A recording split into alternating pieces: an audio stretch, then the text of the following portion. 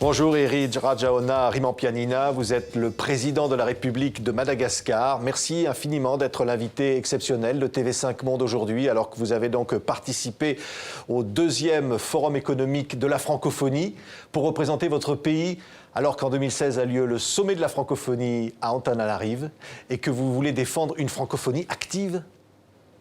Absolument. D'abord, je voudrais saluer tous les spectateurs, téléspectateurs de TV5. Et je remercie de m'avoir invité à cette émission. Effectivement, on s'active pour recevoir le prochain sommet de la francophonie en 2016, au mois de novembre 2016. Et ce 2e Forum économique de Paris me donne l'opportunité d'en parler. Oui. Oui, parce que vous avez défendu à ce forum ce que je disais, c'est-à-dire une francophonie active, une francophonie économique, une francophonie du développement. Absolument, parce que déjà parler d'économie aujourd'hui, je crois que c'est important. Le premier objectif de tout dirigeant, c'est d'amener son pays vers le développement économique. Donc, moi, j'ai toujours prôné la lutte contre la pauvreté. Donc, il est tout à fait normal qu'on parle d'économie. La francophonie étant considérée, et je le crois, comme un espace, un grand espace, je dirais, économique. Ce n'est pas seulement un espace où on partage une langue, mais c'est un espace avec des forces économiques, avec des opportunités économiques. Et je crois vraiment que c'est un espace de solidarité sur le plan économique qui pourra apporter un dynamisme économique pour tous les pays qui soient membres. Oui, mais vous n'avez pas caché, Monsieur le Président, qu'il y avait une impatience des jeunes. Vous avez dit « la jeunesse est impatiente ». Absolument, parce qu'il faut dire d'abord que dans la francophonie, notamment dans les pays d'Afrique et de Madagascar en particulier, on a une bonne partie de jeunes qui composent la population. À Madagascar, je crois, je le dis, c'est la principale ressource du pays, cette force de sa population composée de jeunes. C'est une population qui constitue une force, mais il faut s'en occuper. Elle est impatiente, peut-être, c'est ça la jeunesse. Elle veut du concret, Monsieur le Président. Oui, la jeunesse veut du concret comme la population, parce que après 50 ans de crise, je dirais, parce que la pauvreté en soi, pour moi, est une crise. Aujourd'hui, les gens veulent changer, veulent vraiment du développement. C'est pourquoi le développement économique est au cœur du sujet, quoi. Ça veut dire que l'espace francophone est une chance. Ça veut dire qu'il faut davantage d'échanges. Il faut faciliter les échanges économiques, les échanges d'affaires. Mais absolument. L'espace francophone est un espace d'opportunité, c'est un espace d'initiative, c'est un espace d'échange. C'est pourquoi on parle de mobilité dans cet espace-là. Et je pense que c'est avec cette mobilité qu'on peut créer un certain dynamisme au niveau de cet échange-là.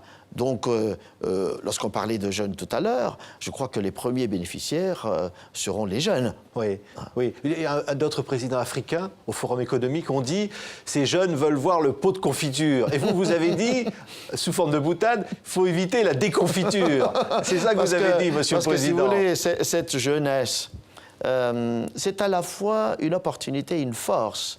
Mais, je l'ai dit ce matin, il faut s'en occuper. Sinon, c'est une bombe à retardement. Parce qu'il faut qu'on prépare leur avenir. Donc, il faut qu'on crée des emplois. Et aujourd'hui, il faut qu'on s'en occupe, notamment par le biais du renforcement du système éducatif, par la restructuration même, je dirais, de ce système éducatif. Il faut que la formation soit en adéquation avec les besoins de l'économie et de la société, aujourd'hui et dans le futur. Oui. Vous attendez quoi, Monsieur le Président, de ce sommet de la francophonie de Madagascar ? eh ben, un sommet, c'est d'abord un coup de projecteur, mais c'est un moyen aussi de mobiliser la population, de mobiliser particulièrement ces jeunes dont on parlait tout à l'heure, parce que la francophonie, c'est vraiment une force mondiale, je dirais, parce que composée quand même de 80 pays, hein, membres et observateurs. C'est une opportunité et je crois que il est temps pour les uns et les autres de se tourner vers cet espace-là, oui, de voir le développement, les innovations qui existent dans cet espace et sur lesquelles on peut tirer des leçons aussi, des expériences. Et je crois que c'est vraiment, la francophonie est un moteur de développement. C'est pourquoi organiser le sommet à Madagascar, c'est tout aussi important parce que le thème de ce sommet, c'est croissance partagée et développement responsable.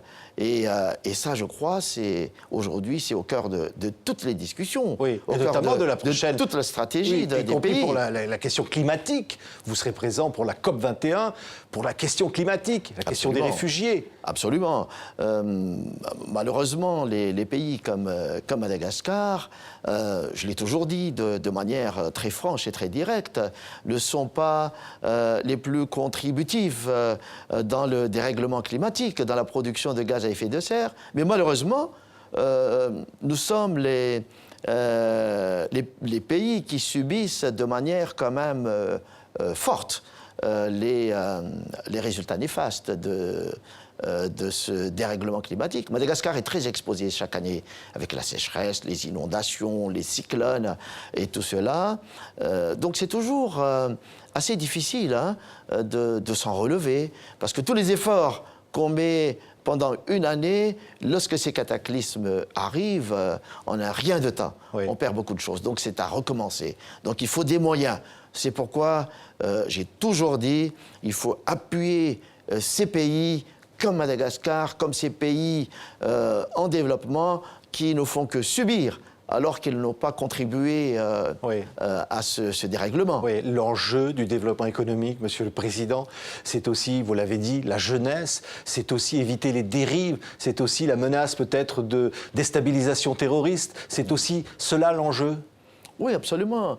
Moi, je ramène tout sur le développement économique, parce que je crois que, et je suis convaincu, que la persistance, l'existence de la pauvreté ou de l'extrême pauvreté est vraiment la cause de l'insécurité, de l'instabilité dans le monde et dans l'espace francophone aussi.